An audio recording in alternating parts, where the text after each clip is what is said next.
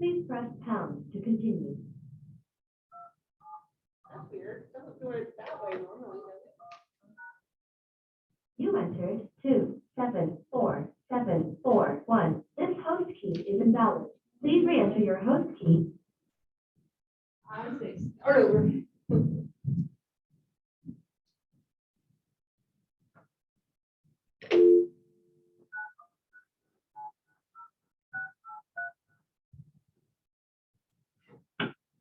Welcome to Zoom. Enter your finger.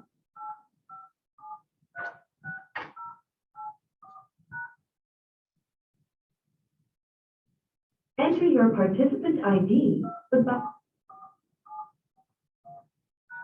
You are in the meeting now. You are the first participant. Please stand by. This meeting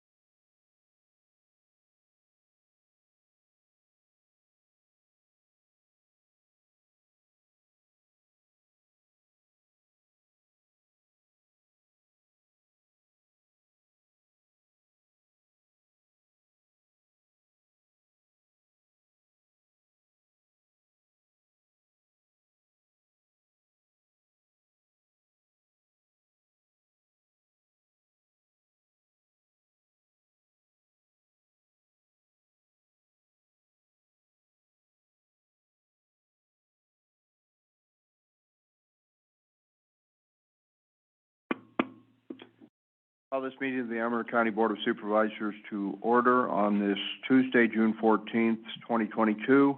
The board has met in closed session, and 3 items were covered. Item 1, conference with real property negotiators, and direction was given to staff. Item 3A, claim of Jacob Zanetta. The claim was denied by the board unanimously. Item 4, confidential minutes were approved. At this time, if the board and public can join me in the pledge. I pledge allegiance to the flag of the United States of America and to the republic for which it stands, one nation, under God, indivisible, with liberty and justice for all. Thank you. And at this time, we'll go to public matters not on the agenda. Discussion items only, no action to be taken. Any person may address the board at this time upon any subject within the jurisdiction of the Amador County Board of Supervisors. However, any matter that requires action may be referred to staff and our committee for report and recommendation for possible action at a subsequent board meeting. There is a 3-minute time limit that will be adhered to today.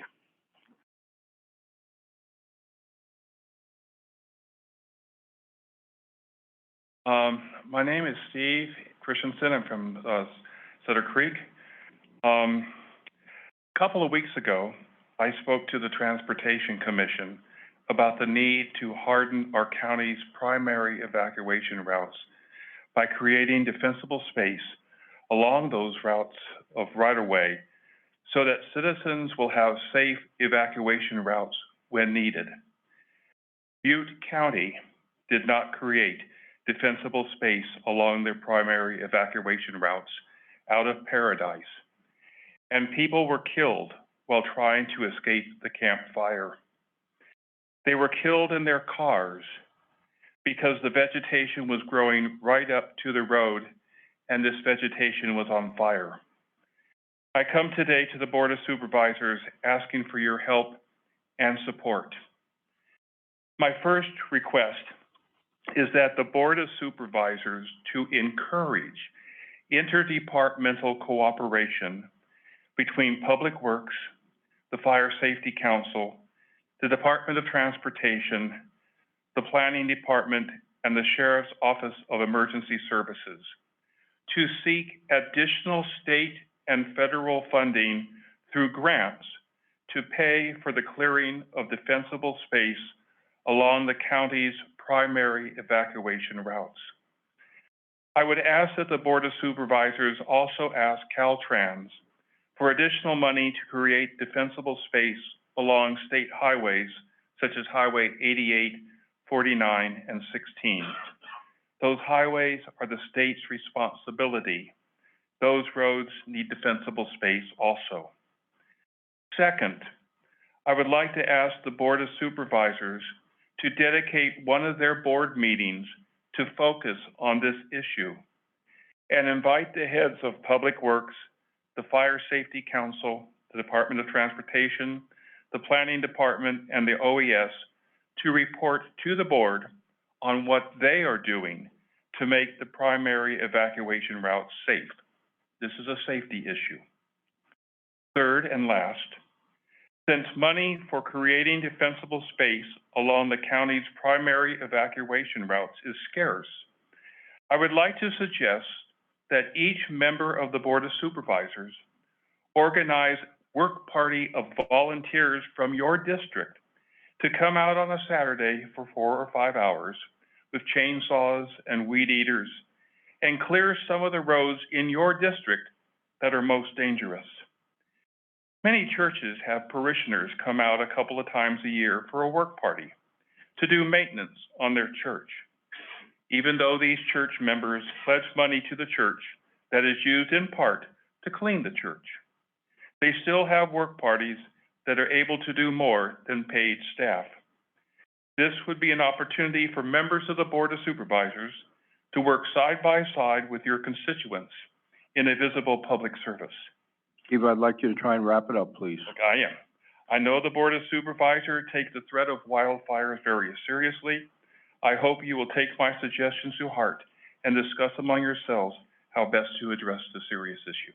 Thank you. Thank you. Any other public comment? Board of Supervisors, any comments? Supervisor Ornetto? Yeah, I will say, Mr. Christensen, I agree with what you're saying, very much so. Also, ACTC, we did urge Caltrans to do, fire evacuation routes, and we did an extreme weather needs assessment. Part of that was fire, and if you'll go up Highway 88, Caltrans is doing a lot of work, specifically for hazard trees, and part of what they're doing there is making some clearance for evacuation. And when they came before ACTC, they had shown the routes they were looking to do clearing along, and it was down Highway 88, down Highway 16, and they're looking to clear from, I think it was Pine Grove up, and they're looking to clear from Jackson down. And I says the area between Pine Grove and Jackson is probably the most critical areas for fire evacuation route. So yeah, we are very aware of that. I think if you look at the Amador Fire Safe Council, they've gotten numerous grants for doing that type of work, and one of them I think is like 80 to 100 miles of county roads they're going to be doing fuel reduction work on. So I thought we agree. actually they had a series of roads for evacuation that were designated as evacuation routes, and that we're trying to clear those. I saw a map of that. Yeah, there's like 80 to 100 miles. Okay. They're in the process right now. Okay.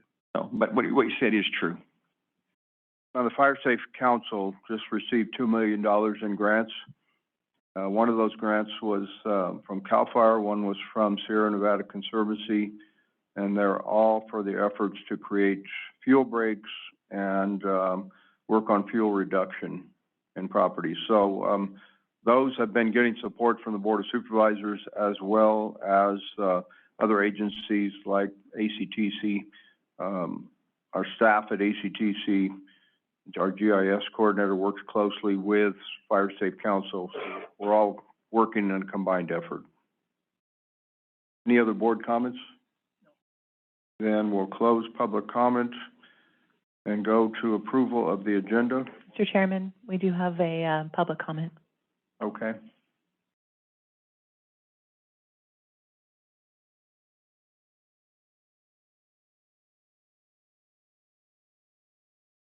Good morning.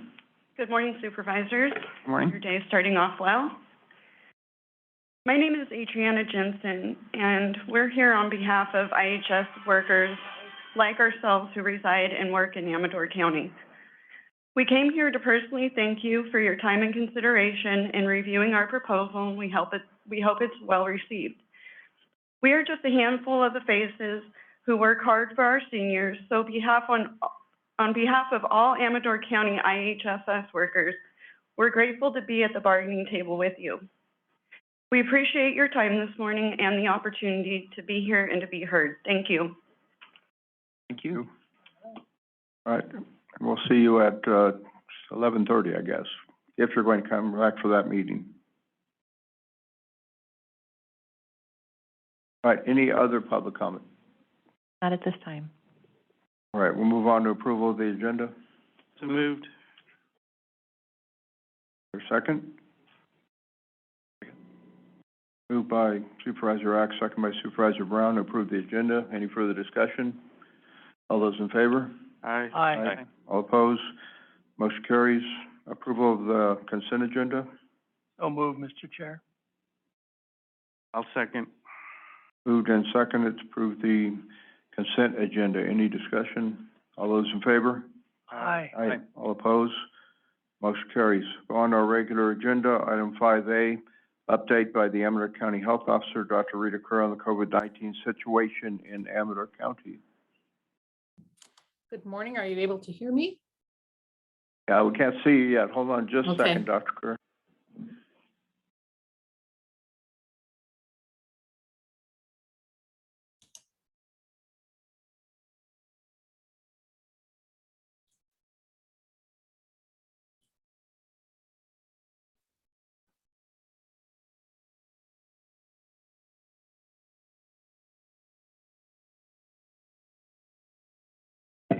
Dr. Kerr, is your video on? It says that the host still has control.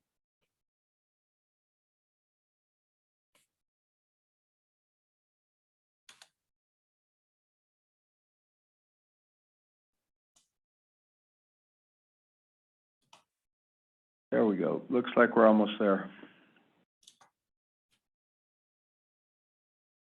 I know I was in a Zoom meeting yesterday, Chuck, and looks like Zoom, they destroyed a lot of my settings and they're making me redo it. I think we're good. You can start your video now. There we go. There you are. Okay, good morning. Good morning. Morning, Chairman Forrester, Supervisors, and Amador County community. I'm pleased to be able to come and give you the monthly COVID update for Amador County. I'll start off with the hospital impact. There is currently one patient hospitalized at Sutter Amador Hospital, but not in the ICU, so there are no current intensive care unit patients. And to date, 357 Amador County residents are known to have been hospitalized because of COVID-19, and that is an increase of 7 since my report last month.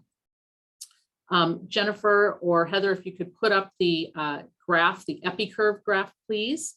You can look at that trend over time. As always, the laboratory confirmed cases are the blue bars with the green bars above being the probable or supervised antigen test cases. And what you'll see is that last month, when I gave my report early April, we were at a low level, but we have seen a steady upward swell of cases since then. And this past week, the CDC community level map has again assigned Amador to the high or red level on that map. So that comes with a recommendation that everyone should wear a mask when indoors, in addition to good ventilation and getting vaccinated and boosted when you're eligible, and really just being very selective about what indoor events in particular you decide to take part in. The pie chart graphs, which we also post weekly updates on our Amador County COVID-19 webpage, show the geographic distribution of cases. And you can see that currently we are at 95 active cases that are new in the last 10 days, confirmed, probable, and supervised antigen test results. We do not get consistent reports of the unsupervised self-tests, so those are not included in these numbers, but you can see it's pretty evenly spread around the county. There's activity everywhere. Mule Creek State Prison also has an ongoing outbreak over the past several weeks, currently at 63 active inmate cases. Since my report last month, one additional Amador resident death due to COVID-19 has been confirmed, and that was a female in her 90s. There was also one male in his 60s who self-tested positive and died at home, and that is currently being investigated by the coroner as a probable COVID-caused death. It would not be a confirmed case because there is no official molecular lab test result linked to the case. The total confirmed Amador count for resident deaths due to COVID is at 78 Amador County residents and 9 Mule Creek State Prison inmates. And public health extends our deepest sympathies to all who are mourning the loss of a loved one to COVID-19. I'm going to move on to some operational updates. The OptumServe state contracted testing team, which Amador County hosts at the Health and Human Services Building, Suite 500, 3 days a week, has had challenges keeping that site staffed on Saturdays. So the testing and vaccine clinic days at our Suite 500 clinics are going to be shifting, and that's changing effective this week. The OptumServe testing site will now be open on Mondays, Wednesdays, and Fridays from 7 to 3, with test to treat, evaluation, and medication available on site. You may register for a supervised antigen test at lhi.care or by calling 1-888-634-1123. And if you need a swab collected to be sent off to the lab for PCR molecular testing, that is still available upon request at the OptumServe site. The COVID vaccine clinics are switching to Tuesdays and Thursdays, Tuesdays in the morning and Thursdays in the afternoon. The morning clinics run from 8:30 to 11:30 on Tuesdays, Thursday afternoons from 1 to 4. And those clinic appointments can still be scheduled at myturn.ca.gov, or for those with internet challenges, you may call 1-833-422-4644. 4255 to schedule an appointment at the Health and Human Services Suite 500 vaccine clinics. Those who have appointments are prioritized. Walk-ins must arrive a half hour before the clinic ends to have time to register, get your injection, and the observation time. I will note that with the upcoming Independence Day holiday being on a Monday, July 4th, the Suite 500 clinic will be closed that day.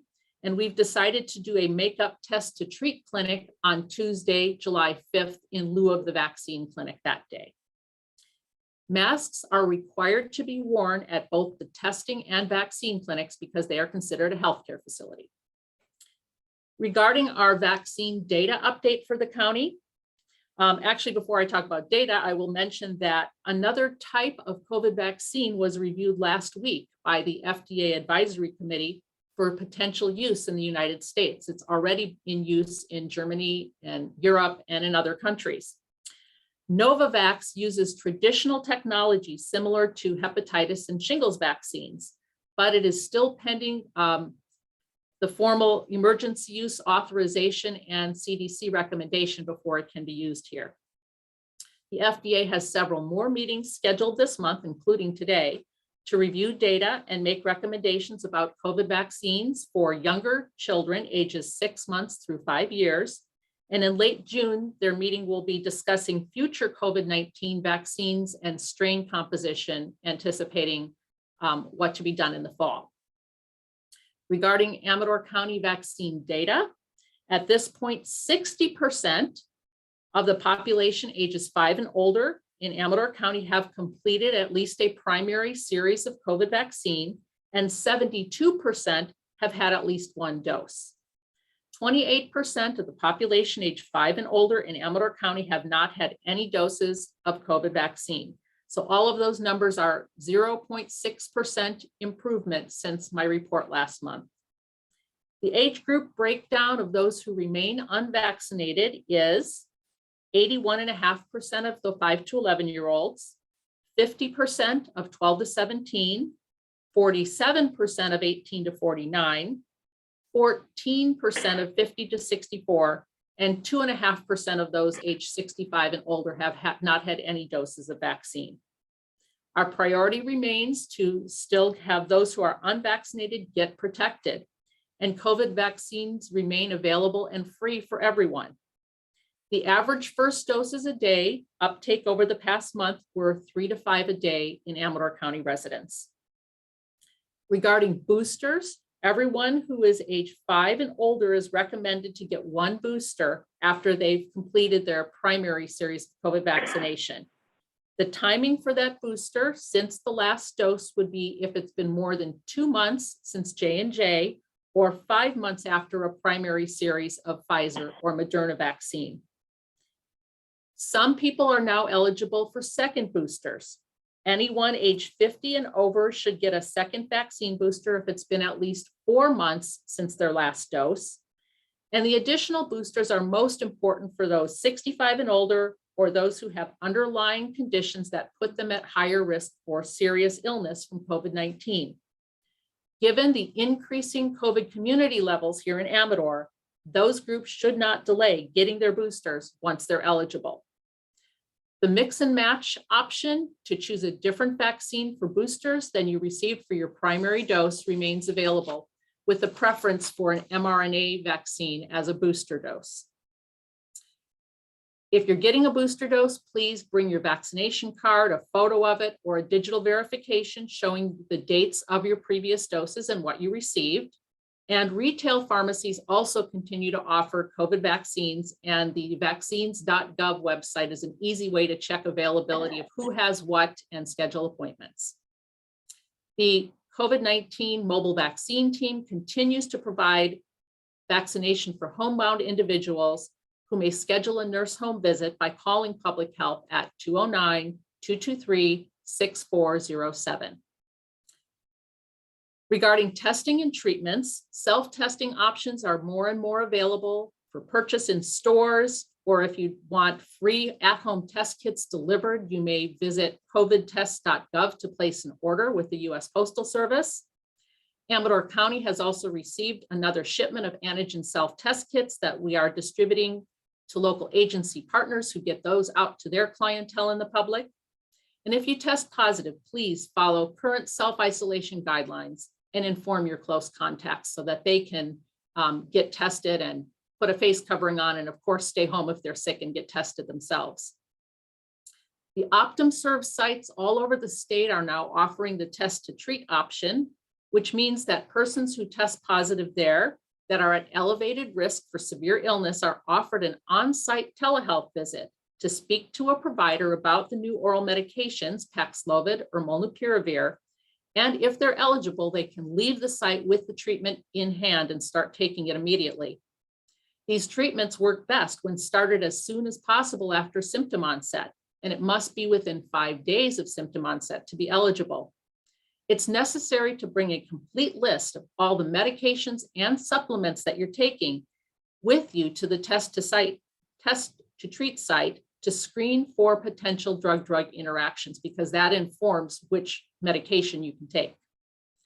Healthcare providers, such as your own doctor or an urgent care clinic, can also prescribe these medications to patients that are at increased risk for serious illness. Local pharmacies, including CVS, Safeway, Walgreens, and Walmart, have the pills in stock available for pickup with a prescription.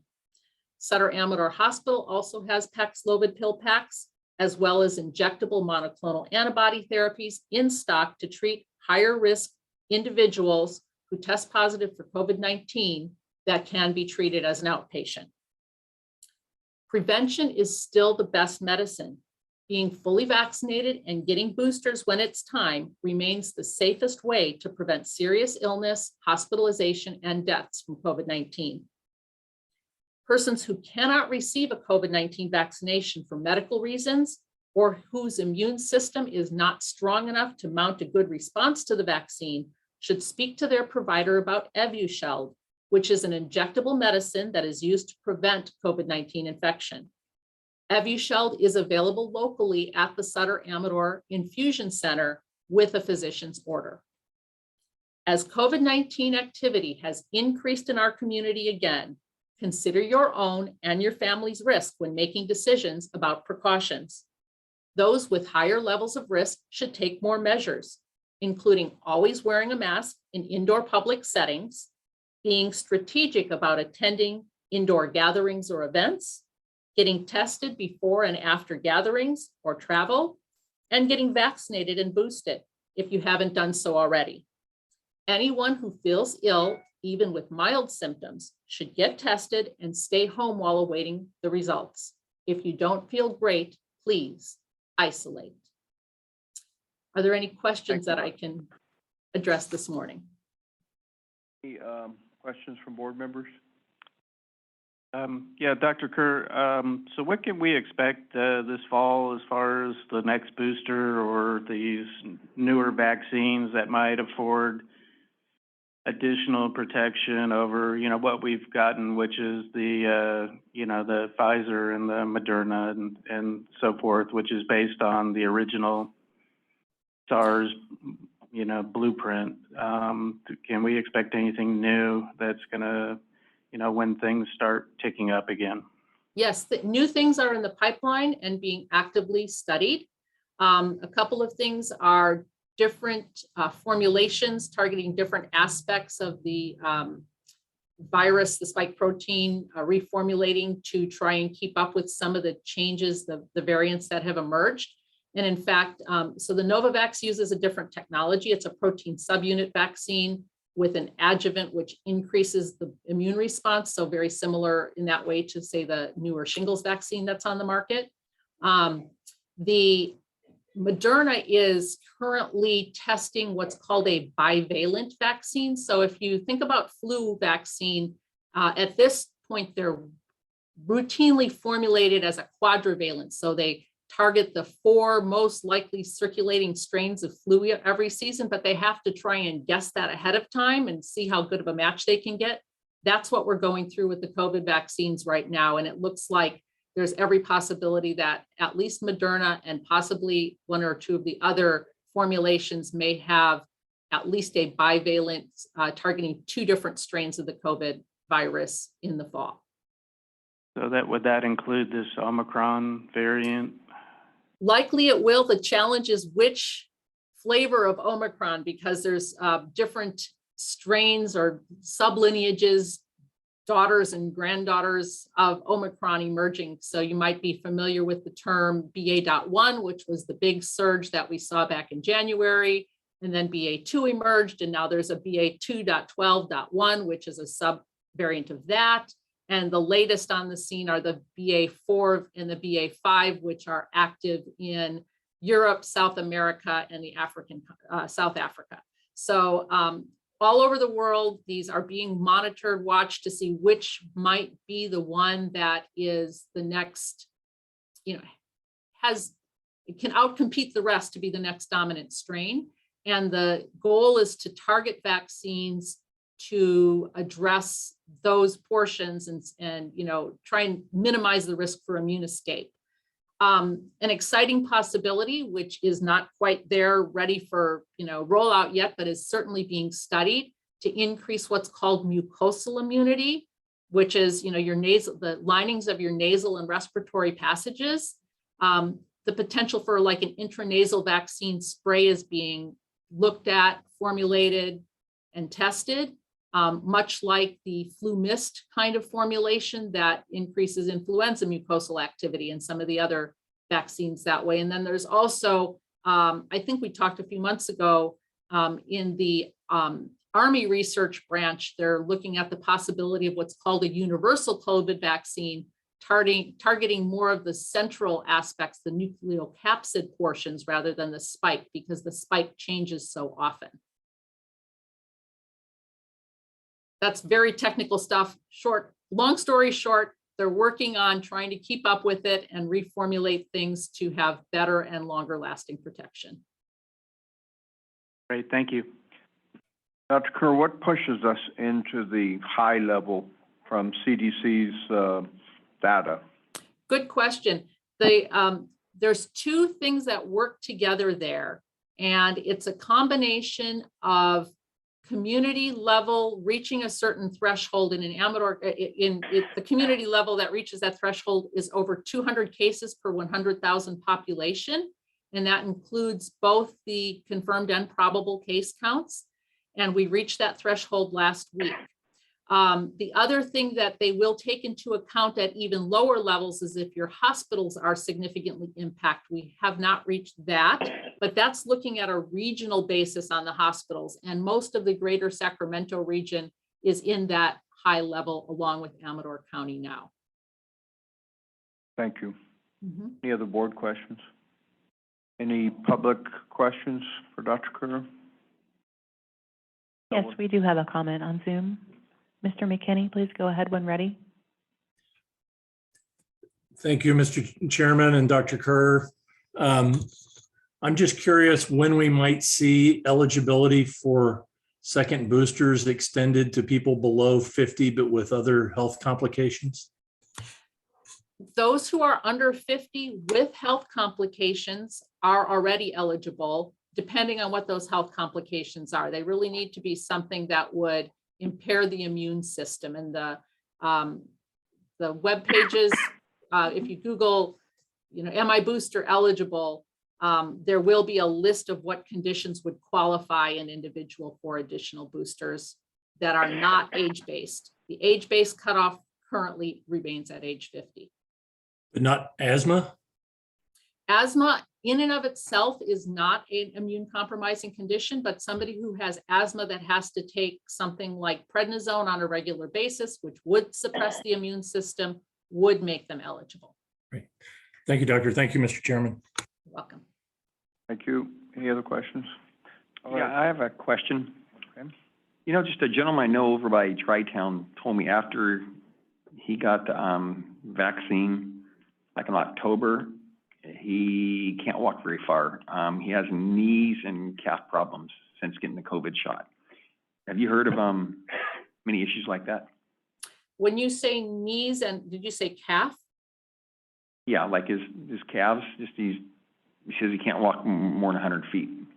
without That having would, to stop and, I have not seen that as a regularly reported side effect of the vaccine. Of course, there's many things that can cause inflammation in joints and in muscles. There are other medications that can be implicated. Something like a statin medication sometimes can cause muscular inflammation. It would be reasonable for that person to talk with their physician, and if they need some testing, get that done. okay, I'll tell them. All right, any other questions? And Dr. Kerr, thank you very much, and welcome. we'll see you again in a couple weeks. Okay. Thank you. Bye-bye. Bye. We'll go to item 5B, discussion and possible action relative to a new contract with CAL FIRE for the provision of fire dispatch services in all areas of Amador County. The first year of the contract has an amount not to exceed $321,039, which represents a 33.6% increase over the current contract and contains a 5% year increase. Mike, do you want to address this one? I can get us started here. This is our renewal for dispatch services. It's performed by CAL FIRE. It is fire dispatch only. The sheriff's dispatch covers the other, the public safety dispatches, which is the medical and public safety calls, but fire gets transferred to Camino. CAL FIRE performs those services for us, and the money comes out of we take it out of Prop 172, and it's contained in the budget for in budget number 2440, which is fire protection. Historically, the amount that we set aside for fire, we would take the dispatch off the top, and then we would take the Amador plan off the top of that. Beyond that, and then whatever was left would get distributed via the AFPA distribution. But since the Amador plan got so expensive, we stopped doing that, and now we fund some positions in Pine Grove instead. I don't believe there's going to be enough money to cover those positions completely either with the increase here. So the fire protection amount is still at $500,000, and that's where we are now. This is going up to $330,000. Questions? Mike, I have a question. Come up, please. Forward. Now this will be easy. Do we, in the contract, I notice the individuals, most CAL FIRE personnel have their own vehicles, CAL FIRE vehicles that they drive? So so the folks that work, the folks that have their own vehicle assigned to them are, most of them are at the chief officer level, and they're in operational positions. So the vehicles are assigned for when incidents occur when we're not in the office, that we're able to respond to incidents from wherever we're at, whether it be home or a meeting or those kind of things. So CAL FIRE does own a lot of vehicles. There's no question about that. Most of them are assigned to the chief officers, but there are some others out there that are assigned to fire stations and camps that are not necessarily assigned to a specific individual, but to a program for some of the same kind of things for incident response and day-to-day business would be way more efficient in a pickup truck or another kind of vehicle than running around in a fire engine or a crew bus. Only reason I ask, I see it looks like we're paying for some of the vehicle maintenance costs and associated with some of those positions at dispatch. I don't believe so. And if there's something in the agreement we need to talk about, I don't believe that's accurate. Well, I would hope not, but I'll see if there's any other questions, okay, and see if I can find that area in the contract. Other questions? Yeah, I had one. It looks like basically the contract could be, with 1 year's written notice, canceled by either party. Yeah, correct. And correct. And no reason has to be given either. If either party wants to terminate the agreement, they can just provide written notice to the other, and that starts the 1 year clock. And for us, that 1 year is for, if we're not going to be providing the services here anymore, it's time for us to relocate the employees that are assigned to this agreement. Okay, any Supervisor Neto, covered? Yeah, no, that's fine. Okay. Thank you. Yeah. I just see it in the budget detail and payment provisions. It lists under their costs of operating and maintenance equipment and property. So we're paying a percentage of, the care and need of the dispatch equipment at, Camino, but are we also paying for, any of the vehicles that the chief officers drive, a portion of them? No, so that the complete cost breakdown is in the fiscal display sheets, which I don't remember what pages there are, but there is the spreadsheet in the middle of the entire agreement package. And what the county's paying for is 2 communications operators, a nighttime differential, their uniform allowance, and then an administrative fee that's standard to all CAL FIRE agreements. And there are things that CAL FIRE does with that administrative fee, administrative support, administrative salary, some of those kind of things. And I'm not sure of the entire breakdown of all that, Richard, but some of that may be vehicles in general, but you're not paying specifically for any vehicles out of this. What you're paying for is the personnel, and that admin fee is used for a variety of things administratively by CAL FIRE. Okay, thank you. Yep. Any other questions? Yeah, I have one. This does not cover medical calls. You don't dispatch medical calls, correct? So the way it works, so in a roundabout way, we do. So for this county specifically, I think he was already spoken to, but the sheriff's office is the primary piece. That's the primary answering point for all 911 calls. I think it's a national 911 law that the primary answering point has to be a law enforcement agency, which we are not. So the way it works here, though, is ASO also dispatches American Legion ambulance. So the 911 calls come into ASO. ASO will dispatch American Legion ambulance to the call and transfers the information to Camino. And then our dispatch center will dispatch the fire resources to the same incident that ASO dispatched the American Legion ambulance to. So it's not the most efficient of systems, but we do dispatch our resources to EMS calls. We just don't dispatch the American Legion ambulance company.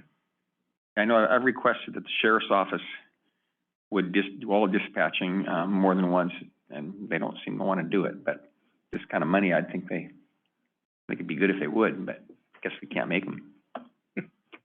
There's one other section on page 29. It has the box checks under additional provisions, schedules, fiscal displays. State provides local agency-funded fire protection services. State-owned vehicles shall be operated and maintained in accordance with policies of the state. So are we paying then for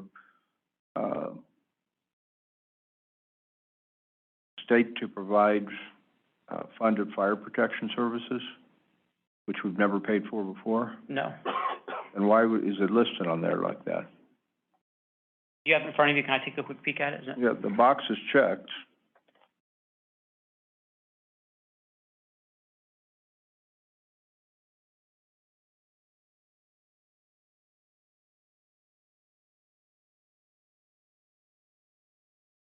So yeah, so that box is checked, and what that is saying that we've got that fiscal display provided for you in that spreadsheet.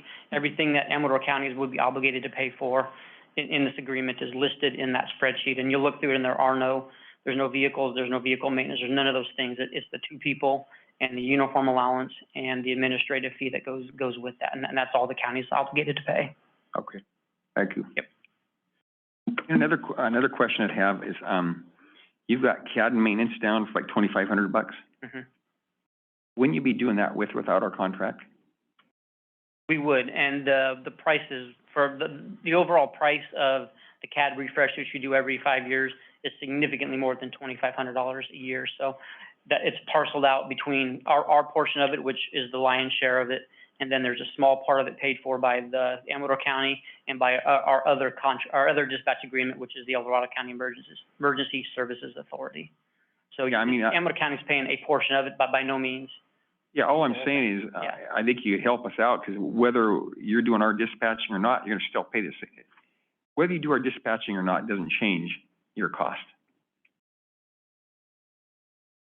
Yeah, I think that's probably fairly accurate for those kind of things. Yeah, I think you could help us out a little bit there.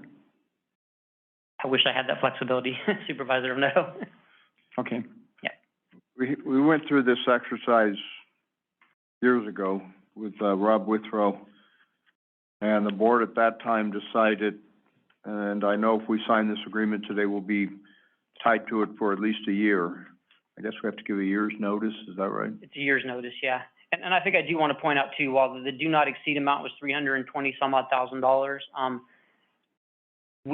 FIRE bills actual, so it's a reimbursement agreement. So we don't bill to the full amount of the agreement unless that's, of course, is what we actually spent. I did a little looking this morning, and the actual expenses for this fiscal year that's going to end here in a couple of weeks is about $248,000 is going to be actual expense for this year. So there will be increases on that, but I wouldn't anticipate that going up to the full boat, $330,000 over one fiscal year. What we see over the years is roughly a 2 or 3 or 4 or 5% increase in the actual costs over time. So I know it's a big jump in the do not exceed amount, but like I said, actuals this year are right around 250,000. So significantly less than that 330. Well, it's just hard to budget when I know you can only go by actual cost, but it's hard for us to budget. And if we end up maybe $50,000 to $100,000 below, then, yeah, that's great, but it's hard to budget with that. Understood, yep. So the board could look at, I think last time we went to Sac Metro or someplace and got a bid from them, but, the board may just look at that as an exercise in futility too, so. I think it would be. Okay, with that said, any other board comments? Any public comments? Any Zoomers? Then I need board action. I'd make a motion to approve, new contract with CAL FIRE. Second. Moved by Supervisor Onetto, second by Supervisor Crew to approve the contract with CAL FIRE going forward. And this will be for the Chuck for the 5 years, right? So hopefully it does end up less each year. With that said, any further comments? All those in favor? Aye. All opposed? Motion carries. Thank you. Thank you, Mike. Chief. All right, we'll go to item 5C, adoption of an ordinance adding chapter 7.44 to the Amador County Code, authorizing a pilot program to permit micro enterprise home kitchen operations or MACOs throughout the county of Amador. Mr. Chairman, let me, before Michelle gets started, this is the second time this has been brought back, and normally it would go on consent. I asked that it be put on regular because I wasn't here last meeting, and I wanted to reinforce the concerns from the city managers. I did meet with them all, and to a person, they were all against this because they have no control over the site plan. They have no control over parking. They have no control over traffic flow. They have no control over anything. And I can sympathize with that.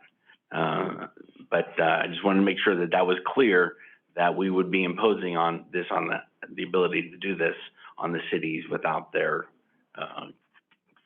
consent. So that being the case, I discussed this with Mayor Stimpson from Jackson. He had expressed his concerns mainly about the parking. I gave him assurance that we would try and look at the issues with anyone that applies for a MACO before that happens, and that I would personally follow this with Michelle to make sure that we try and remediate some of those issues as best as possible. And I assured him it's only a pilot program with 2 being allowed, and at the end of before the end of a year, we decide if it should go forward or not. And I think he was satisfied with that response. He's not here today, so. Could you refresh my memory? Does every potential MACO have to apply for a permit?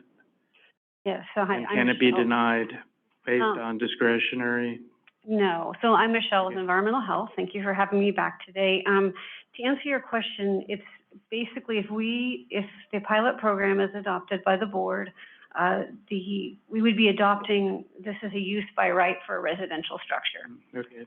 So the discretion is quite limited. I did also talk with, I heard back from both the city of Ione and the city of Jackson, their city manager, and she was primarily concerned about the ability to require a business license. And in talking with council, we determined that it's likely, and they can work with their council, that the cities can still require a business license. And I'm gonna add, our ordinance as drafted, includes language that we will notify the cities upon application or before we issue a permit, just so they know that that MECO operation is going within their jurisdiction. And again, Yvonne, as the city, was pleased with that. So at least she would like to just know that they're coming. So yes, the discretion is very challenging. I think we talked about that at the last meeting. So is there any mechanism if there's a problematic MECO to make them cease and desist, or? There are processes for revoking a MECO permit. A lot of it's based on food safety. They aren't allowed to violate nuisance ordinances though. So noise, odor, things like that. But again, those are also kind of, in this experience dealing with complaints in the county, those are also a bit of a challenge. There is a way by which you can revoke a permit, but a lot of it's on us would be related to food safety. But the idea would be, to me, for a pilot at least, would that be a time to gather all those, if indeed the board wants to go through with a pilot, that's the time to gather all those issues. So, hey, we are having a problem with wastewater. That is a problem. We are having a problem with parking, and that would allow us in a year to say, this isn't working. But I do think those are all real concerns that I've raised since each time I've come, that there's going to be hard to control some of those side effects, if that makes sense. And it looks like what we have is for 18 months. Yeah, so automatically the permits will expire in 18 months if the program's not extended. I would come back, or the environmental health would come back within a year though to the board and say, this is how it's going. Do we want to expand, sunset, or keep as is the program? That's a concern I'd have. And, you know, if we put something in play and you find out that it's a by right forever, they're a little more troublesome. And we really can't picture, to be honest, how it's all going to look. But I do know at this point we have two business operators that have asked to be a part of this pilot of 2. One is the unincorporated county in Fiddletown, and one is in the city limits of Ione. So Jackson was happy to hear that. But those could change if one of those don't make it. We'd put someone in their place. But right now, those are the 2 that have both asked in writing to be part of the pilot. So we've got those 2 identified. Just a curious question, because the cities are expressing concern. Could we make it only apply to like unincorporated Amador County? Unfortunately, no. That's not how the state code is written. It's all or nothing. It's the whole county. Looks like it says under E, section 7.44030. MECO operator shall comply with all nuisance ordinances applicable in the jurisdiction. So it looks like the cities could actually put an ordinance in place requiring parking, or at least a certain amount of parking, so it would not become a nuisance. I don't know if they can, go ahead, I'll let council adjust. So they can't, under state law, they cannot add any sort of those are zoning restrictions, or like you have to, nothing that, so they can, like, if there's a parking problem, like people are double parking or things like that, then it's cited like any other parking problem. If it's just too much parking, that's not something that's addressed here, because you could have a home that's got 6 cars, and that's allowable. So there's nothing zoning related you can do that you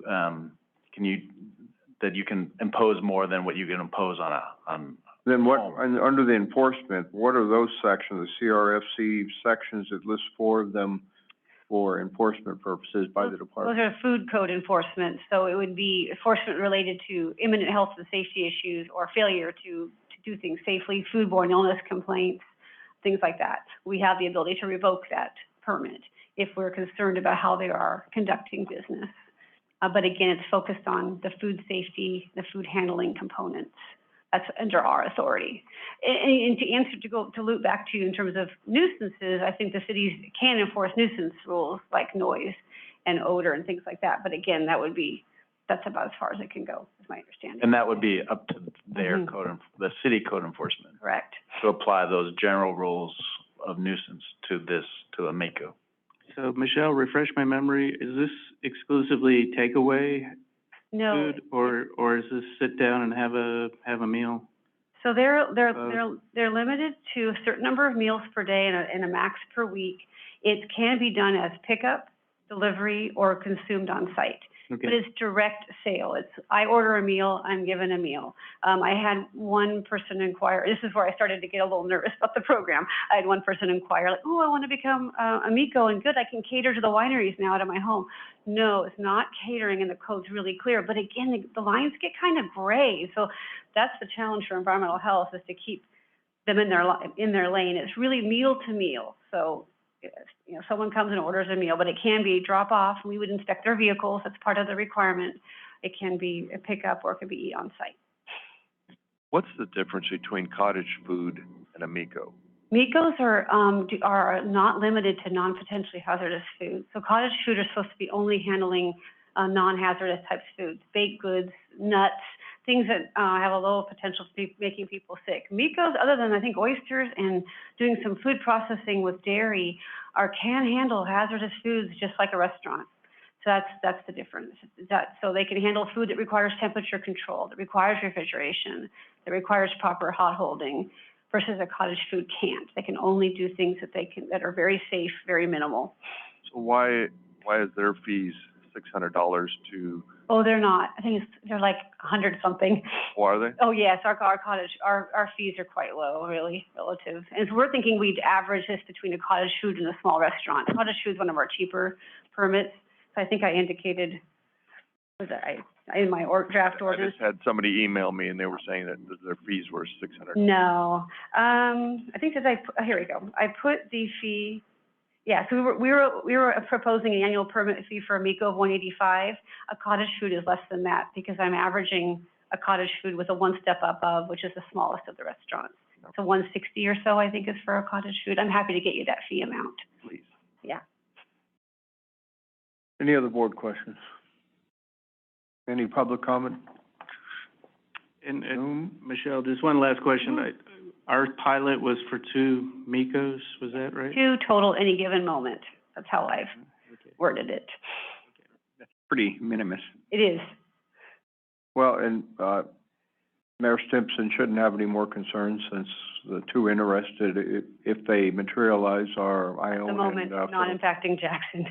Correct. He'll be happy to hear that, I'm sure. But I do know, just for the record, I didn't think I shared it with Heather, is that the city manager of Ione was chimed in and did express his concern, like he had to Chuck, so. Greg, so under the nuisance ordinances, I guess, before any MECOs go in, would they create ordinances that apply to everyone as far as parking, that would apply to the MECOs? Theoretically, they could, but you would, I don't see a city doing that, saying your home can only have 2 cars on the street. I mean, those kind of, that would be tough. The only thing Ione has done to this point is say the cars have to all be registered. That does make sense, so you don't have a bunch of junker cars on your property or eventually on the street, so. Yeah. Okay, thank you. One more question. Wells, I don't remember what we talked about last time, talking about. So we, luckily, because the food code doesn't address private wells and septics, it gives the counties some room to step in and develop our own guidelines. Yes, we're gonna have some guidelines, probably close to what we do for cottage food, some coliform bacteria and nitrate monitoring for those on private wells. Septic system, same thing. At least some type of evaluation or something, just to make sure that that's not gonna tax the system too much. Fairly minimal, because it's gonna get hard, but the wells for sure, some ongoing monitoring. So it's only for the wells, not for city water? Correct. If they are on city water, and for example, the one in Ione, she's in the city, the Fiddletown proposed MECO will have to do some sampling. Any other questions? And I need some action from the board. To adopt the ordinance. I'd make a motion to adopt ordinance. Second. Moved and seconded to adopt the MECO ordinance. And this is for two MECOs in the pilot program. So with that, any other discussion? I thought Pat had a question. No. All those in favor? Aye. Aye. All opposed?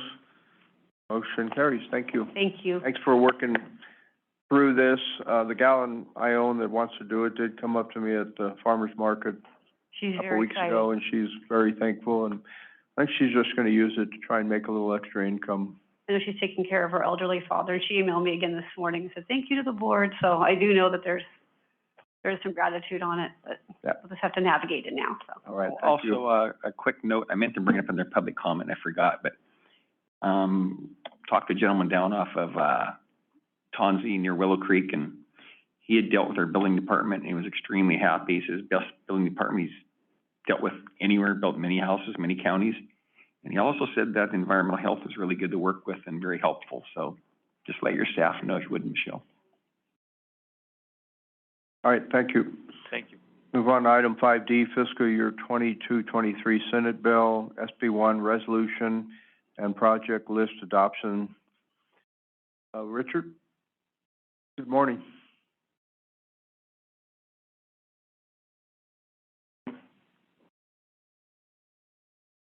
Morning, Board. Morning. Rich Vila, Public Works Director. This is more of a formality every year.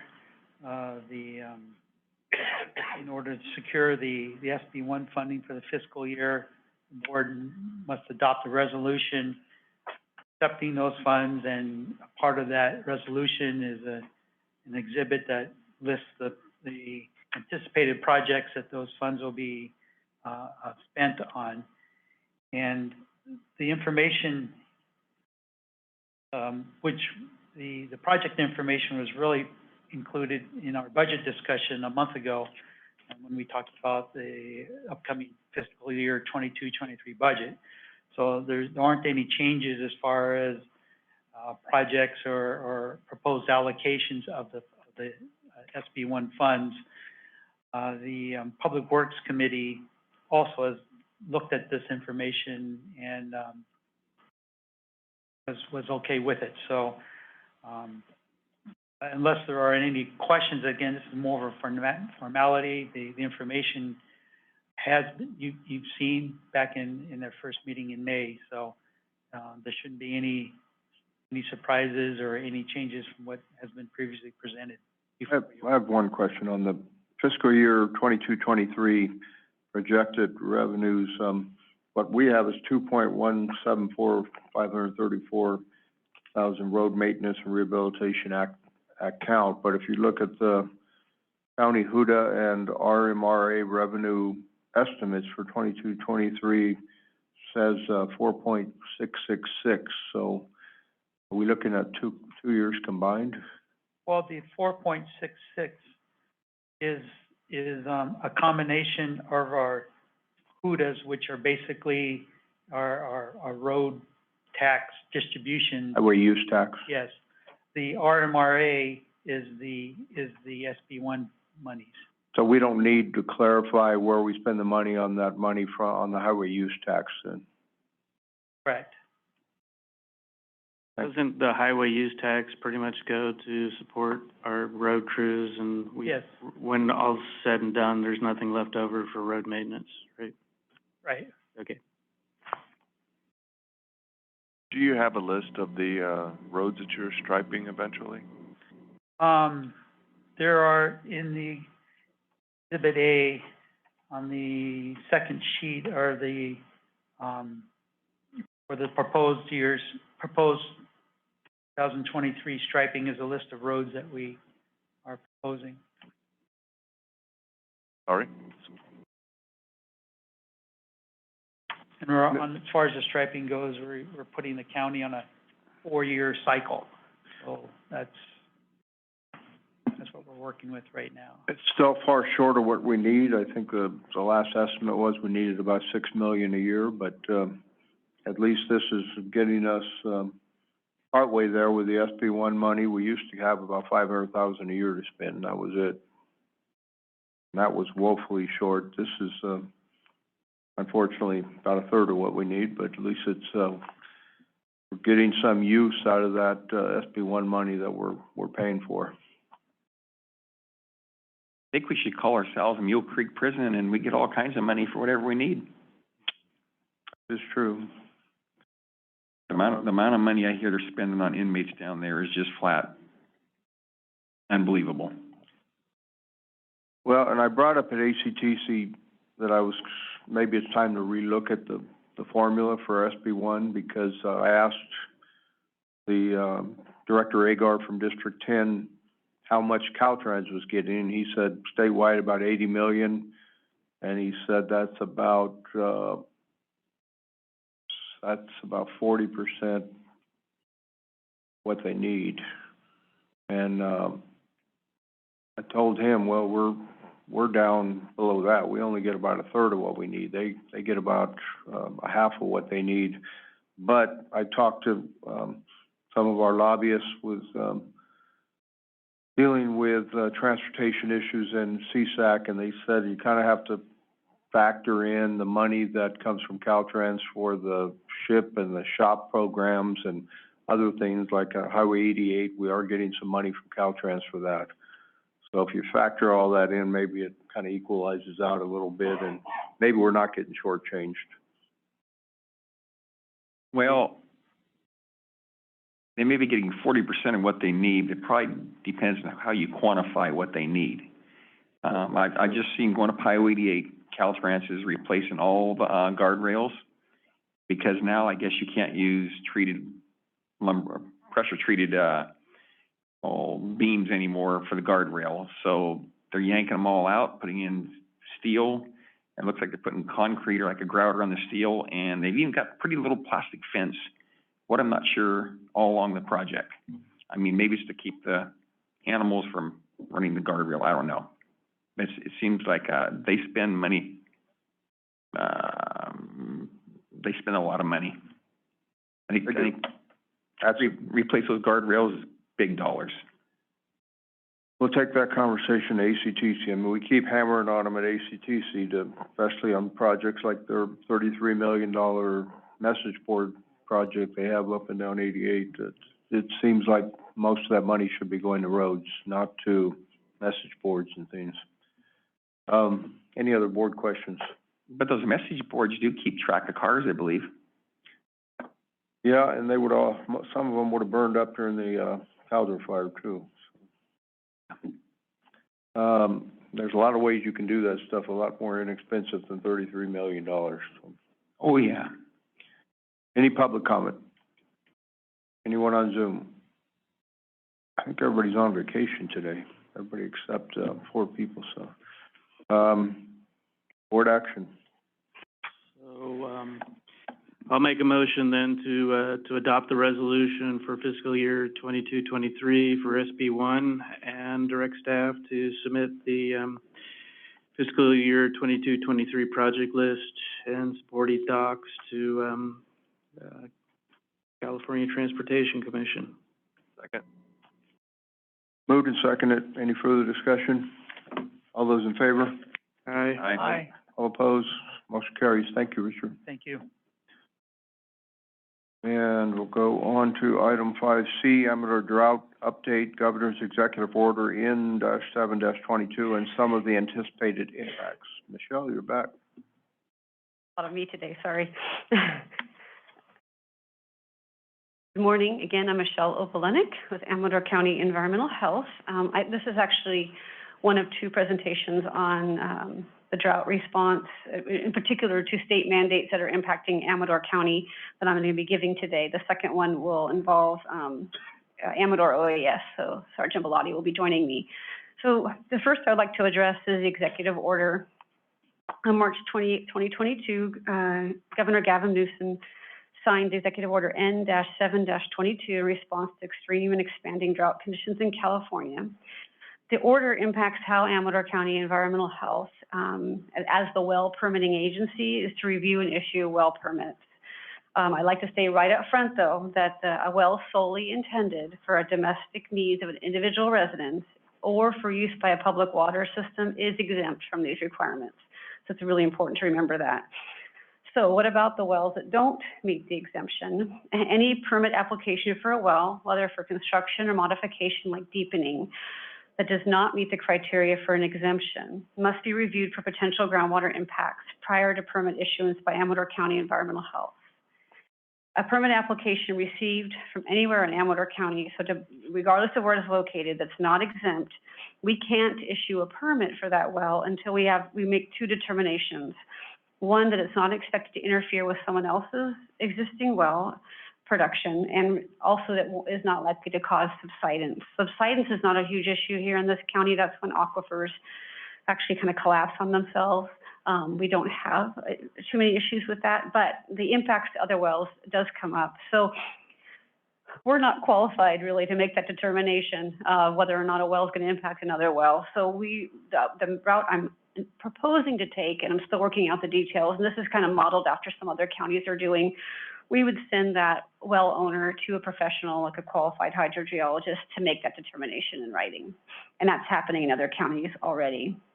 Do you know how easy that process is and expensive? That's a good question. I actually emailed San Luis Obispo County because they've been doing, they kind of jumped right out the gate and got this going. She said they've done maybe, I think, a half a dozen so far, and it's been fine.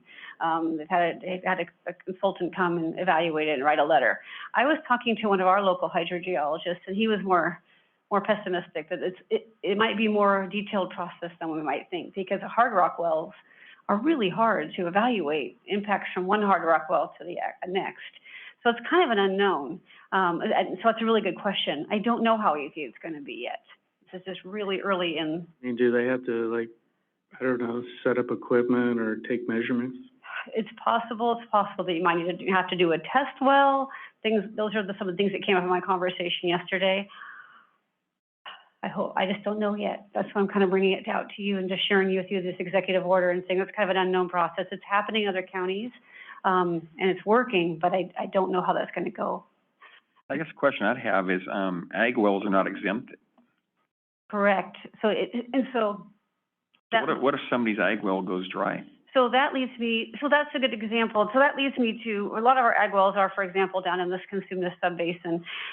But yes, to touch on that, Yolo County, for example, had their first well that they approved. It was replacing another well that was going to be destroyed. And so those are the examples where we'd evaluate it and decide whether or not they need to go through some of those steps. But yes, an ag well would be an example of a non-exempt well that would need some scrutiny. And so to touch on that, there's another layer for those wells proposed in the Consumnes subbasin, and that's where a lot of our ag wells potentially could be. So the western half of our county, or western portion of our county, does underlie the Consumnes subbasin. And not only do we need to do the determination that it won't impact a neighboring well, the ACGMA, the Amador County Groundwater Management Authority, would have to also sign off on that well per the executive order. And I did meet with our ACGMA last week, or the week before, and they're still working on their process. They need to think about how they're going to review wells, and any well, really, any well that it may impact the sustainability plan for the groundwater basin may need some scrutiny. And so this again, the conversation started, and that's why I wanted to loop you all in to this executive order and kind of how I'm trying to work to navigate it. You're going to rely on the licensed professional geologists, and the Groundwater Sustainability Agency is going to rely on you with the information you get from the geologist. They're likely going to be happy to get that report as well, correct. So I don't see them doing anything other than basically rubber stamping what you get, because you're getting it from the professional geologist. Perhaps, right. I guess it also just depends how it aligns with your sustainability plan. But again, I don't know if those questions have been quite answered. In talking to the ACGMA, I think none of the other seven partners in that have even started this process either. So I'm finding that balance between not being out in front and learning from others a little bit, but also making sure we're in line with what the states require. And if anyone wants to see the other partners, it's in the last page of the packet that's put together on the Consumnes subbasin. Got a great map that shows all the partners in there. So what I've shared with you today is that kind of a template for what I'm thinking might be a good cover note to go with our well permits. if they are indicating, and it's going to be a lot of honor system, if they're wanting to attest it's a domestic use only, if they're wanting to attest it's for public water system only, they would complete those attestation forms. And then I also included a sample template of what we would send to the ACGMA. We're hereby presenting this well permit for your review, and here's a form for you to check the box, yes or no, that you concur. That's kind of how I've laid it out as of today, but I wanted to, again, bring the board into the conversation and get some feedback.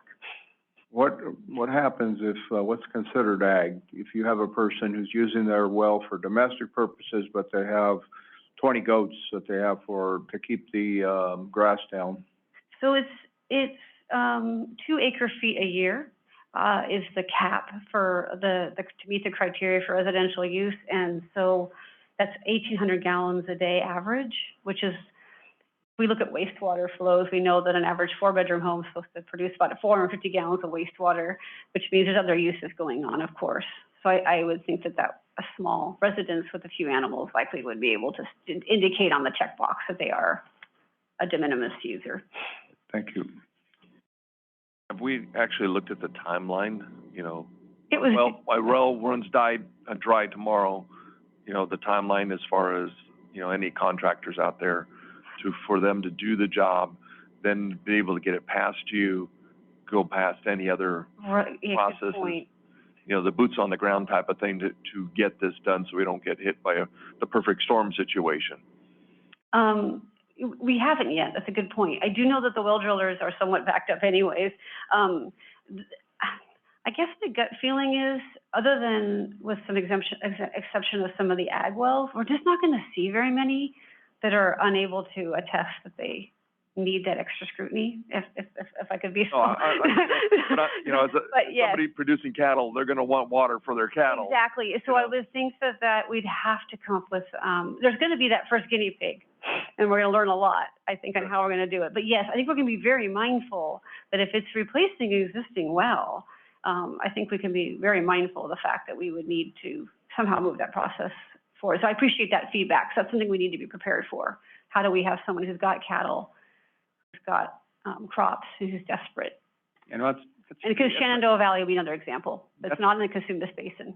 you know, that's a pretty big issue, because, yeah, if you have livestock, ag crops, and you got no water, big problem. Absolutely. So I appreciate that feedback. So I think we need to think about that and be prepared. Well, I'm wondering about the language on Exhibit B, where it says, and that all water pumped from the well will be used to supply water for the domestic needs of the individual residents. So what happens if you have 10 head of goats out there that are also using the water? Is that considered domestic? I would say long if as they're it using stays under under the- two, I would say if they can honestly think that they're using under 200 acre feet a year, which is 670, I think, 650,000 gallons for the year, that they would probably be comfortable checking that. I just don't want people to think that they're fudging on this when they're signing a form saying it's purely domestic use. Right, okay. I don't want to make a liar out of people, so. I know, I understand, and that's going to be, yeah, that's a borrowed language that San Francisco is using. So I'm going to underline that and think about how we might want to reword that. And I'll look at the executive order language as well. Yeah, could we possibly look at modifying that language where Yeah, you because might want to say so that you're not. I don't want to set people up for failure either. Rather than for the domestic needs of the individual residents, use only to supply water in the amount of no more than 658,000 gallons. And then you be consistent with that 2 acre feet. Yeah, 'cause You're right, because the way the executive order is worded is to provide less than 2 acre feet per year of groundwater for individual domestic users. That's all it says. So we could simplify that language. Maybe we just stop it there with a period. I like that. So Michelle, yeah, just to add on to that, how do swimming pools fit into domestic use? I would say if it's a private residence, Yeah, it's for their home, that's domestic? we wouldn't, yeah, Okay. I So it's cannot under the 2 acre feet? scrutinizing that, correct. Okay. As I think, I'm just foreseeing that it will likely be, like you mentioned, there's some of the cattle, down in the Jackson Valley, and then, which is a lot of that's JVID luckily, but out in Ione, and then Shenandoah would be another potential area where we might see some non-exempt wells. So let's go back to Exhibit B. Are you going to strike everything after the "and" that all water pumped from the well? Or are you gonna leave that last line in? I think I'm gonna just mimic the language exactly, domestic needs, period. How about that? Or, okay, sorry, how about all the water pumps in the well to be used, only supply, I'm just gonna copy the executive order exactly. So I'm gonna change it to, We don't wanna be inconsistent with the executive. no, so we would probably, I will provide less than 2 acre-feet of year groundwater for individual domestic use.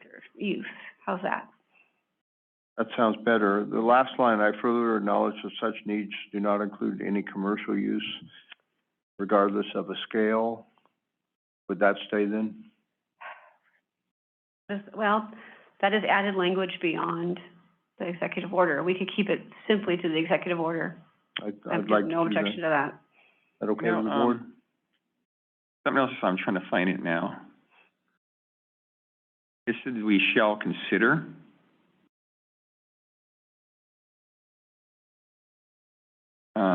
Didn't say you had to. I mean, I don't have a problem. In the executive order itself? Yeah, I'm looking for it now, I can't,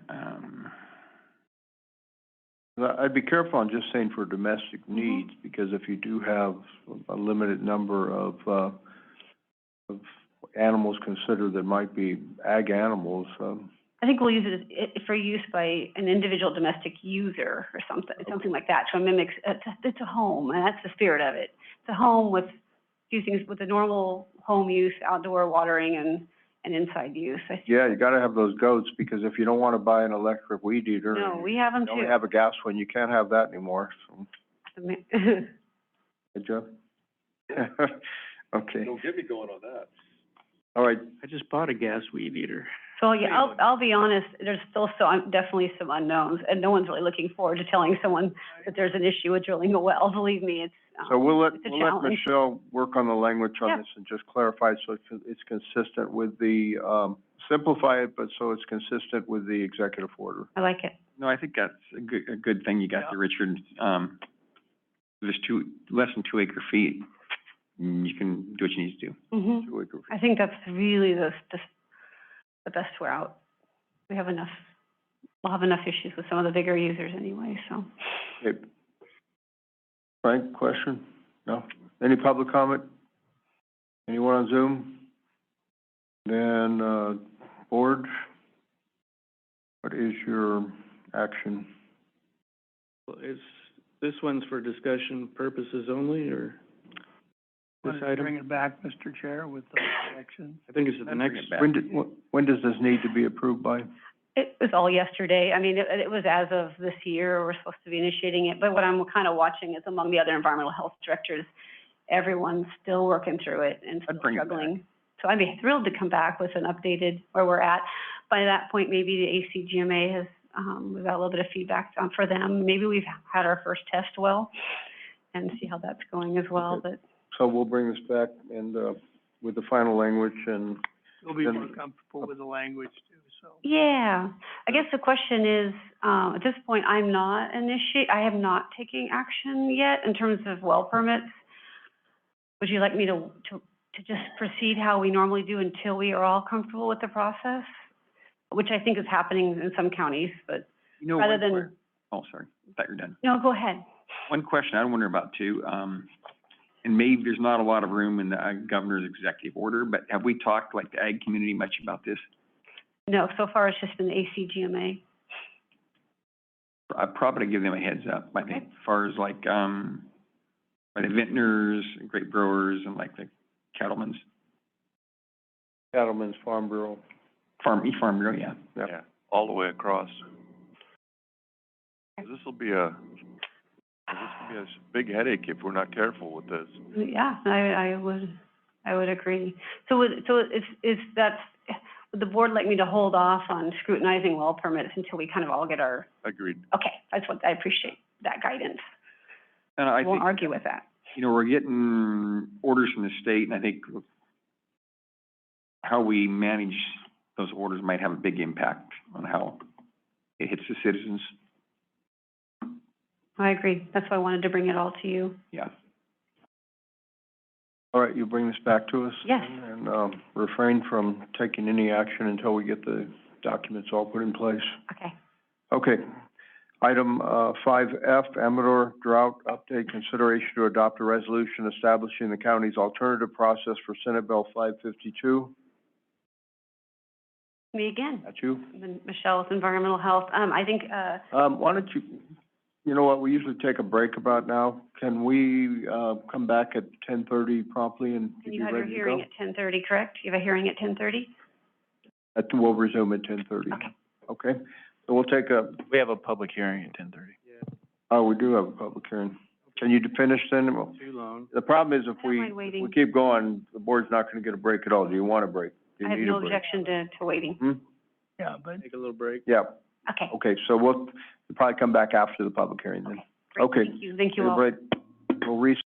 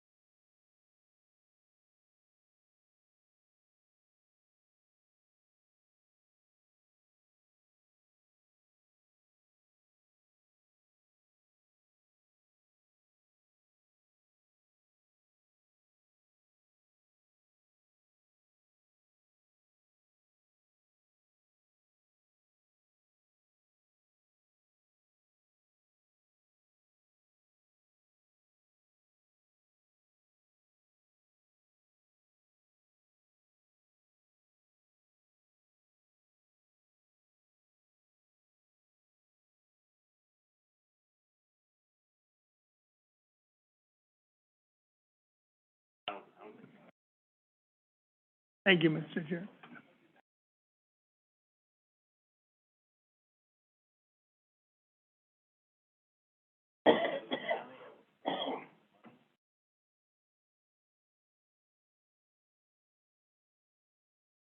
He was out in the hallway a minute ago.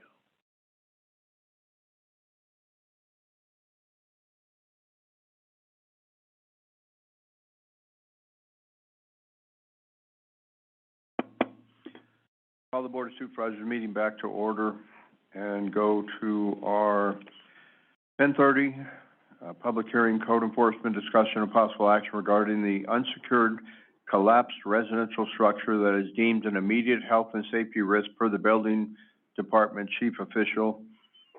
Property is located at 17751 Nels Way in Jackson. So, Michelle.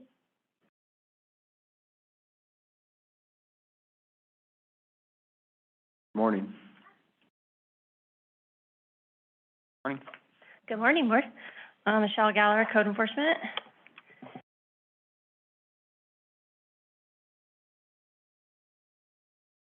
Everybody's seen the picture, right? And I brought these big ones just in case, but, I think it might be possible maybe to renovate the house. yeah, after you demo it, you can. Yeah. So we're here today for the parcel that exists located at 17751 Nils Way, Jackson. The owners of the property are Fu Tang and Sit Tong Huang. Sorry if I messed that up.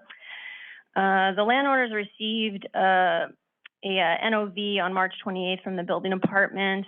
When the building department went out there to inspect the site on March 24th, they did determine that the structure was a safety hazard.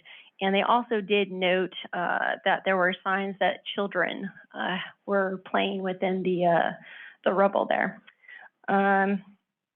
On April 12th, the matter was referred to code enforcement since the landowners did not obtain a demolition permit as required by the building department. Notice was sent to the property owners. On April 15th, code enforcement posted the April 12th notice of proposed abatement on the property. On the day that I also went, there was a small child playing in the vicinity of the structure as well. The landowners had approximately over 2 months to bring the subject property into compliance with county codes and failed to do so. So obviously it did go to the hearing board. During that time, we did speak with the property owner's lawyer at the time at the hearing. We did discuss about what they need to do. I do want to note, as of June 9th, they did obtain a demolition permit on that day. They stated that they would schedule a pre-demo inspection today. Do not know if that is still true, and they do plan to demo the house and call for a final. So we are asking that we have a 15-day for the landowners to comply with this, to completely abate the property since they've already obtained the demo permit. If not, we take all necessary actions to abate it ourselves. Most of our things like this are complaint driven, but this was a complaint filed by a neighbor. And did the neighbor have his property abutting their property close enough where the neighbor could see the structure? A complaint was filed, but I couldn't tell you if it's the neighbor or not that filed the complaint. I thought it said it was in here, it was a neighbor. So it's kind of a no-brainer. I mean, it's something needs to be taken care of. Yeah, I did receive also a phone call on Friday from another concerned person in the area that wanted to file a complaint as well on the house because, again, they were letting me know that the children are out of school and they're starting to see kids being in that area, and they were also concerned about their own child going in there and playing in it. So they wanted to make sure that this got done as soon as possible for the safety of the kids. Yep, sometimes I have heartburn over some of the code enforcement complaints, but not over this one. It needs to be done. Okay. Did we open the public hearing? Well, it's not listed as a public hearing on it's listed as a time certain, but is it a public hearing then? No, it's not. It's just a time certain. Okay, thank you. Okay. So with that, any board questions, further questions? Any public comment? Then, I need action from the board. I'll make a motion to adopt the hearing board's findings and recommendation and, issue an order providing the landowner 15 days to voluntarily comply with the abatement and directing staff to take all necessary actions to abate the violations, obtain all necessary court orders, make all necessary inspections of subject property until the violation is remedied, and to secure a bid to take all of the appropriate action to remedy the hazard, including demolishing the structure and clearing all solid waste and junk as necessary. Quick question before we, vote. Michelle, how are you gonna pay for that? That's, again, So that's coming the back for question for the that. I board. think. So do we have an estimate for how much that's gonna cost? Not yet, because that's what's part of, if they don't do that within the 15 days, I would have to go out and, get bids for that. Okay. But it looks like they're moving in that direction, correct? Yes. All right. I have one question. So they've got 15 days. Say they don't perform, or they're in the process, haven't got there, and we're in the process of trying to get bids, and they come in and say, hey, we've got a contractor, we want to start tomorrow. What do we do? That's fine, I'll work with them. They just know that they're being told they have 15 Okay. days. As of right now, they're saying they have something scheduled today. Okay. Until today ends, I don't know whether they have something or not, so. I don't mind getting them going, but if something like that comes up, we'll work with Oh, them. yeah. Yeah, okay. And Michelle, if we do the abatement and pay for it, it becomes a lien on their property? That's correct. Okay, so they would have to reimburse us? All right. Yes. Yeah, someday. Why was the real estate agent listed here and included in it? Oh, yeah, so in the attempt during the process here, they were trying to sell the property, so the violation did get recorded on the property, so that way they cannot do that, or anybody prospectively buying it would know that there's a code violation on it without us having to have to start the entire process over. And that's an absolute that somebody would be notified if the process is sold? Yeah, because it's on the lien now, so they would know there is a code violation on the property. Okay, and the reason this property is listed as a Jackson address, but it's now in District 4, in the unincorporated area of the county. Oh, Yeah, actually, District 4 has some Jackson addresses in it, so, but, thanks for pointing that out, Mr. Chair. Okay. Well, it seemed kind of funny at first, because I didn't know where Niles Way was. Yeah, I'd forgotten. So with that, we have a motion and a second. Any further discussion? All those in favor? Aye. Aye. All opposed? Motion carries. Thank you. Thank you. Thank you, Michelle. And we'll go back to Michelle on item 5E. Good morning, I'm back. This is Michelle with Environmental Health. I think if we could unmute Sergeant Bellotti. He got stuck in his office in other meetings, so he's gonna. Great, so again, I'm Michelle with Amador County Environmental Health. This is kind of part 2 today of my drought presentation, just to kind of, again, introduce the board to another mandate from the state. So a drought state of emergency is in effect for all counties in California. And today, I would like to talk a little bit about SB 552. In this new Senate bill does impact how the county is to implement near-term drought response, long-term drought planning, and to proactively engage with community partners during this and future drought emergencies. Next slide. I'd like to introduce myself again. I'm Michelle, and like Sergeant Bellotti, could you introduce yourself as well? Yeah, good morning, Michelle. Good morning, the board. Sergeant Bellotti at the Sheriff's Office, current OES coordinator. Morning. Good morning.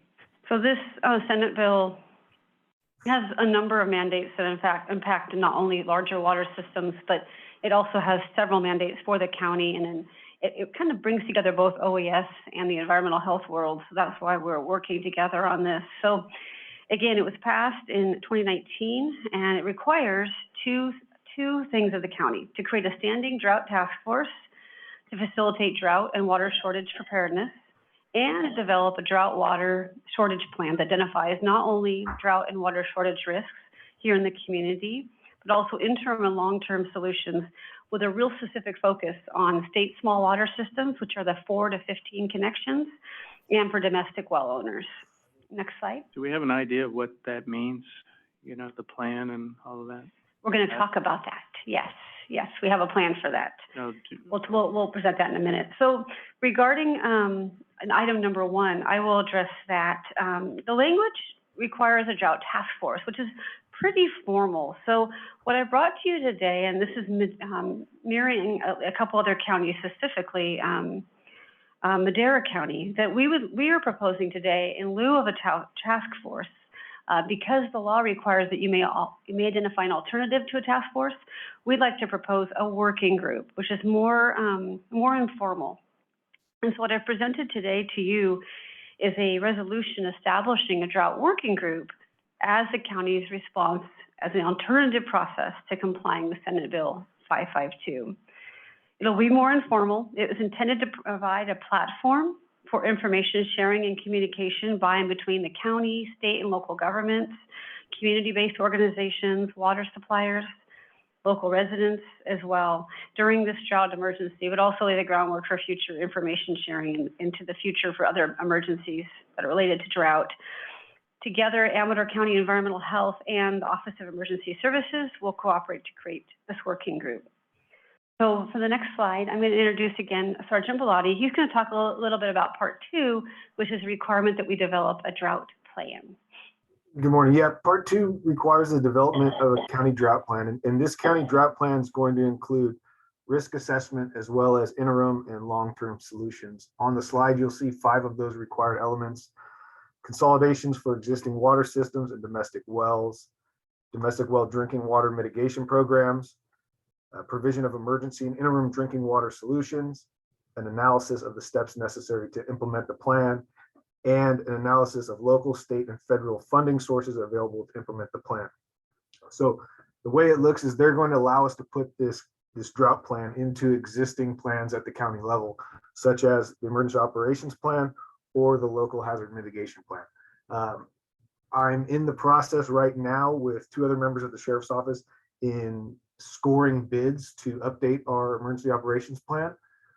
We plan on having that scoring done by the 24th of this month. So the hope would be to select a consultant company to help us with our EOP and then implement the county drought plan into that emergency operations plan.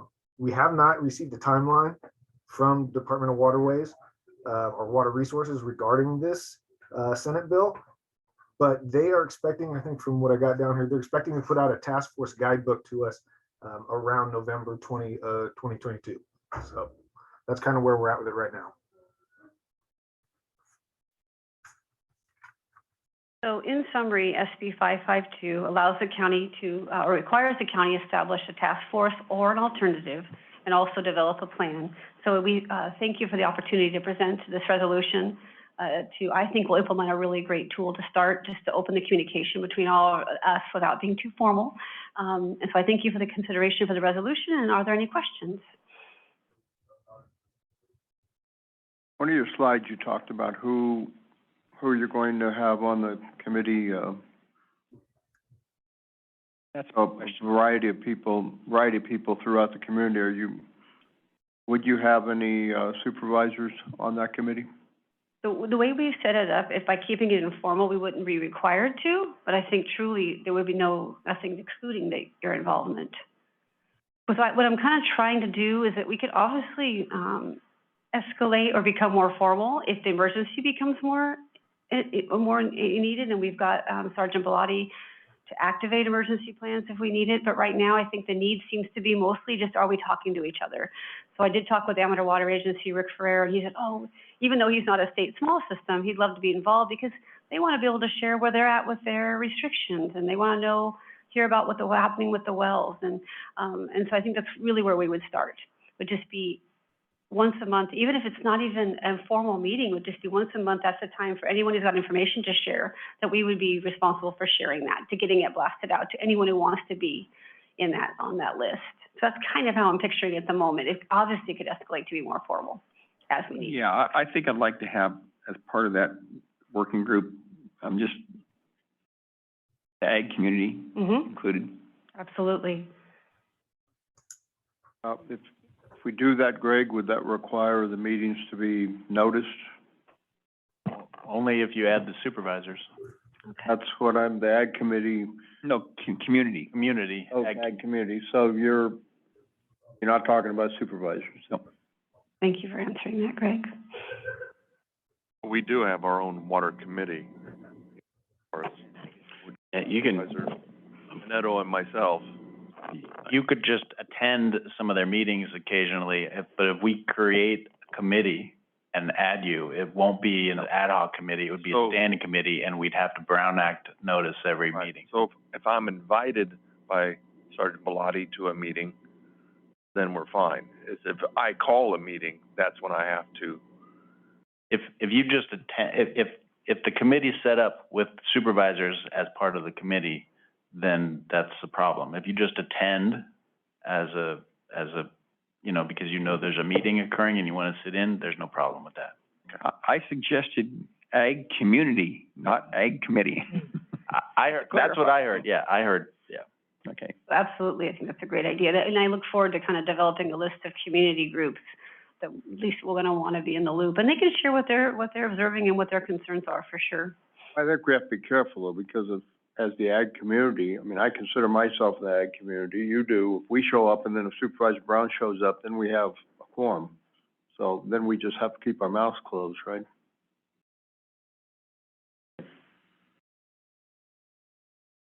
All right, there's a resolution here that there's a request to approve it. So, with that, any other board questions? Any public comments? Any Zoom? Everybody's quiet today. Okay. Board, back to you for the action.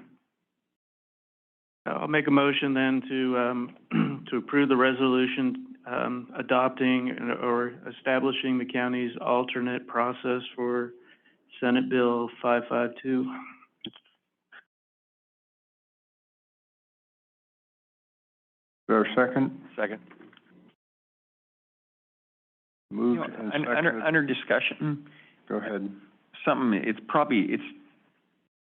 pertinent to this and it's also not pertinent, but it's interesting talking to, my brother's talking to a man in Calaveras County, and after that Butte fire burned through, the man was talking about how much more water he'd seen in the creeks. He hadn't seen it run like that since he was a kid. So I think we've got a massive amount of vegetation out there, and if you ever figure a way to reduce that vegetation, you probably have more groundwater, because everything takes water. Yep. I was thinking about that for a second when you made your motion, Assembly Bill 552, because on your last slide on the summary, it says 522. Oh, thank you. One typo, but Okay. I didn't catch that one. Thank you. With that, it's moved and seconded. Any further discussion? All those in favor? Aye. Aye. All opposed? Motion carries. Thank you, Michelle. Okay, thank you. I don't like it, but I don't have much choice. All right, on item 5G, 2022-23 recommended budget, discussion and possible action relative to the adoption of the fiscal year recommended budget. Mr. Riley. Supervisors, this is the end of the initial stage of the subsequent budget for 22-23. So as we talked about during the budget workshop, we had a balanced budget or close to a balanced budget. After we left that workshop, we were pretty close. We've managed to close that gap using the methods that we talked about, taking money out of the teeter funds to balance it. So just a quick overview of the general fund highlights. There have been no significant changes since the budget workshop. It is a balanced budget that does not use any reserves, we have total uses of 51.34 in the general fund, which is 2.05 million over fiscal year 21-22. Our contingency is set at 1.2 million, which is 2.34%. So just to summarize the changes that we are estimating, we are estimating a 4.8% increase in property tax received. That is a $908,000 increase for us. The property tax in lieu of VLF, we are not estimating an increase in 22-23. The 1% Bradley Burns sales tax, we are estimating an increase of 526,000. Prop 172 is going to go up by 575,000. And the TOT, we're actually estimating a 22.5% increase, which is going to yield 71.8 thousand more. As we talked about, there's always changes to the expenditure side as well. PERS unfunded liability is going up by 12.57%, which is $801,000. Our liability and property insurance going up by 16%, which is $145,000. The HHS rental increase, which we've talked about that before, but the way the state is making us account for the rent that we pay on that building is going to cost us about $1.5 million next year. But that's not an actual increase. That's just, we have to pay it and then wait to be reimbursed. Correct. Okay. So it's got to be paid out of next year's budget without the reimbursement. Oh, I understand that, but it's not like It's not an increase. we're gonna get them back, we're gonna get it back one day. Well, we'll always be, from here on out, we'll always be 2 years in arrears. I understand. Unless we can get that resolved through, Unless we get it legislation. resolved. Or we break up the HHS building, and that's the other way to do it, is to spread all those departments out, which the state doesn't want us to do, but it will avoid that this hit that they're hitting us with. And then IT infrastructure upgrades of $48.7 thousand. Not included was the health insurance premium, which we had anticipated was going to be 2.5%. That's what they had told us initially. It's now up over 9%. So yeah, we don't have the number in there yet, but we're going to have to pay it. So it will be incorporated by the time we get the final. And that's pretty big dollars too, isn't it? Yeah, I figure it's probably going to be at least $500,000 in increase at 9%. So Kim hasn't given me the number yet, but yeah. So that's just that's a summary on things. We will bring back, as always, the final adopted budget, what we call the adopted budget. After the fiscal year closes, we'll put together all the numbers for the carry forward and whatnot, and we will bring back a final budget for approval by the board. I don't anticipate a lot of changes necessary. I think we've got this process down. The ARPA funds are driving a lot of the increased spending that we're seeing. I don't know that it's going to continue, but and I am very, very concerned about the looming downturn in the economy, because that will definitely affect us negatively. Well, something's coming. Something is coming. Okay, any questions from the board? Any public comments? All right, thank you. Our last agenda item. We need So to do we vote. So I'll make a motion then to adopt the recommended budget for fiscal year 22-23. Second.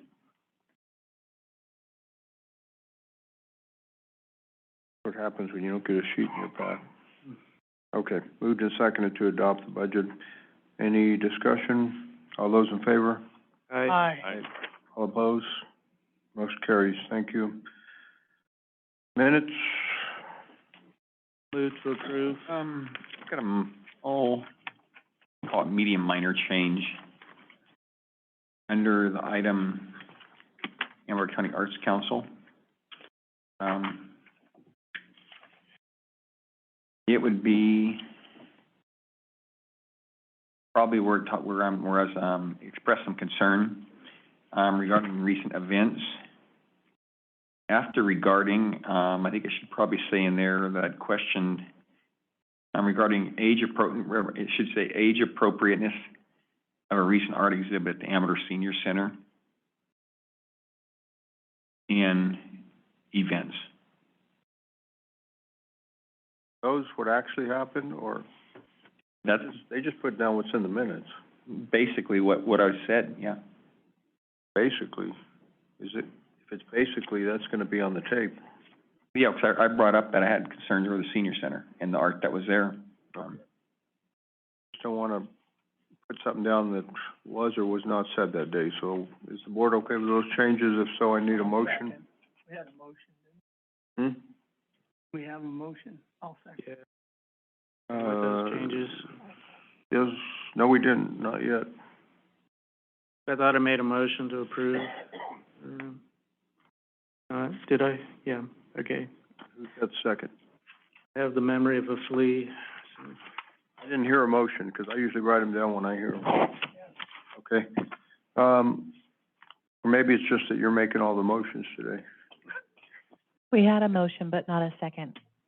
Okay, now we have a second by Supervisor Crew. Changes. Is there any further discussion? All those in favor? Aye. Aye. All opposed? Motion carries. We will, we have not concluded this meeting yet because we still have item 2 under conference with labor negotiators that will happen together with the IHSS meeting. Correct. So we're gonna commingle the meetings. So we will do IHSS and then we will break back into closed session to, finish off the Board of Supervisors. Okay, very good. Then, the open session meeting of this meeting is over, and, we will go back into closed session after IHSS is, completed. That meeting will start at 11:30. So thank you for being here today.